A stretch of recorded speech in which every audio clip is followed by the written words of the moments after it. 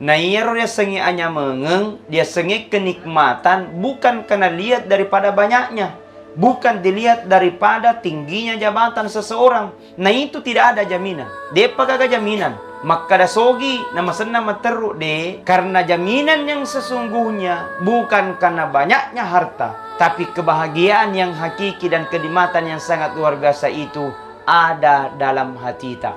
Narek kumasenan ni hati. Mabela ni pole risipa iri hati. Mabela ni pole risipa yang mampu memandang enteng orang lain, yang bisa merendahkan orang lain. Mabela ni pole risipa rasa kesombongan dalam dirinya. Maka itulah kebahagiaan yang hakiki. Kebahagiaan yang hakiki bukan karena banyaknya harta, bukan karena banyaknya mobil, tapi kebahagiaan yang hakiki ada di dalam hatinya. Maka jalan untuk mendapatkan itu pertama banyak bersyukur.